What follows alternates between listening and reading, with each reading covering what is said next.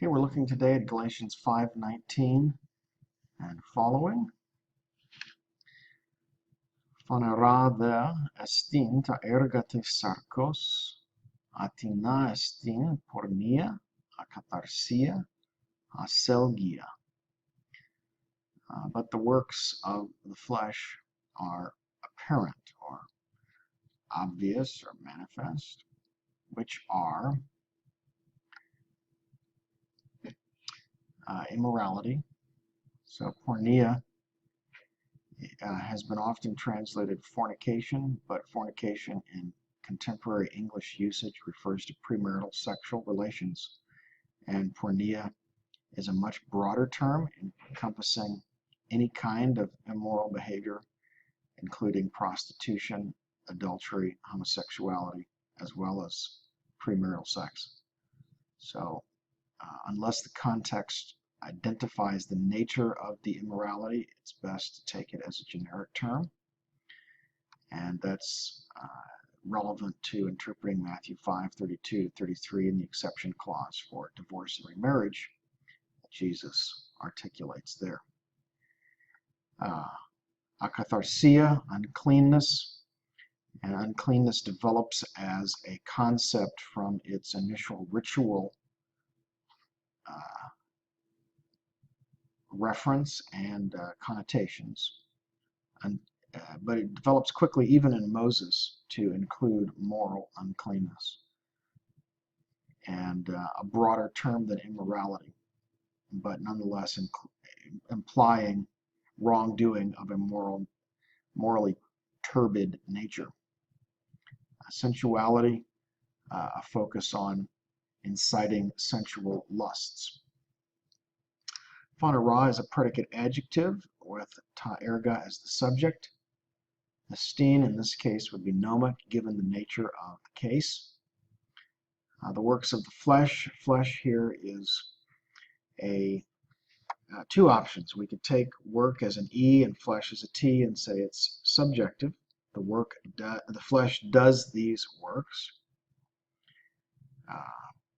Or we could take it as source.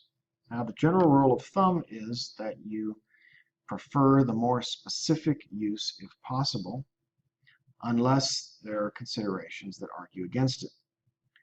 In this case, I think it's clear that Paul's discussion of the flesh makes it not an actor.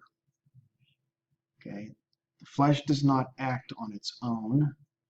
Rather, the flesh is a source of desires which we, the actor, choose to follow or not follow. So I think source is the more contextually appropriate use here.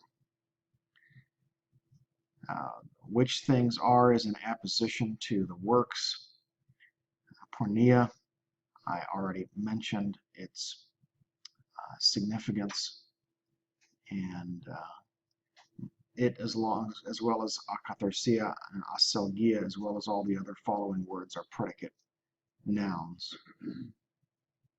Any questions about those uses? Both esteems here, it's a third person singular, yet they're being used with a plural. How does that work? Standard first year grammar rule, neuter plural nouns often take singular verbs. Sorry. Okay. Verse 20. We get just our list of terms, all of which are predicate nouns.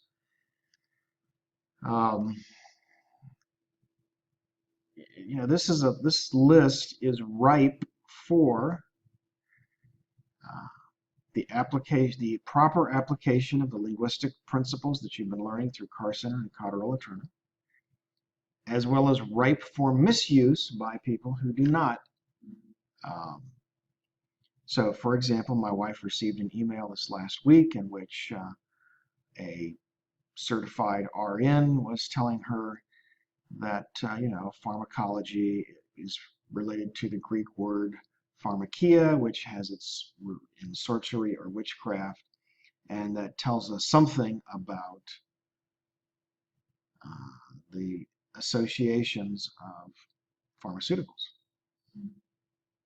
it's a clear case of the root fallacy, as well as reading old meanings into contemporary settings where they're inappropriate. And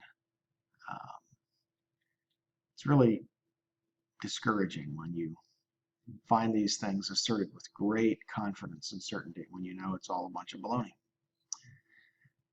All right, and if you have questions about the translation of any of those terms, look them up in the standard lexicons. Verse 21, in addition to phonu, methe, komu, all being predicate nouns, and the such like. Now, I think this ta omua tutius is crucial because it tells us that in Paul's mind, inspiration, or more generally, revelation, is not necessary to understand flesh-sourced behaviors. That he's provided a sufficiently representative list from which logical inference may be made validly. And so we could add many other behavioral terms to this list and do not need scriptural warrant explicitly for their addition. We have it implicitly here in this statement.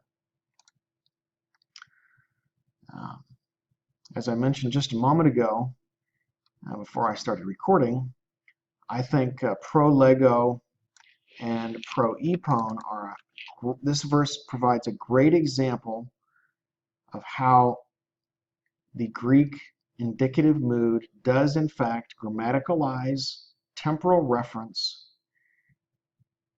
and does not require temporal deictic indicators in the immediate context in order for that temporal reference to be apparent.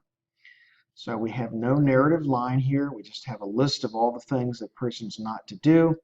And then we get a present indicative verb pro-lego followed by an aorist indicative verb pro-epon, which are from the same root and which both have semantic previousness encoded into them with the pro prefix, but one is a reference to present time and one is a reference to past time. Which things I am telling you ahead of time, just as I told you previously, that, so on and so forth. So, as I argued whenever we discussed a verbal aspect theory, the position that argues that the indicative mood does not grammaticalize temporal reference seems to be an attempt to provide an exceptionless system that gets rid of all of the wrinkles when in fact, number one, that's not the way language works, and number two, the evidence such as this does not support it. The final phrase, otita tu avta prasondes vasilian theu u kleronome susin. The ones who practice, or those who practice such things, will not inherit the kingdom of God.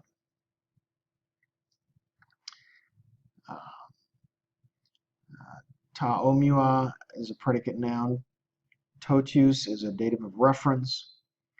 A functions as an apposition going back to which the entire list of predicate nouns previously given. Pro-lego I take to be a progressive present, referring to that immediate moment of Paul's speaking to his amanuensis, who's probably taking notes.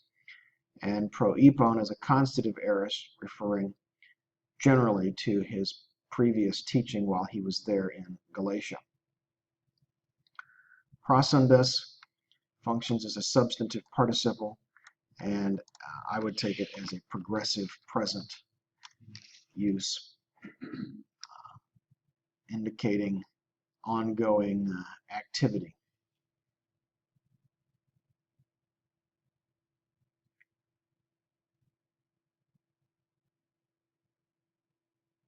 Any questions about those uses up to that point?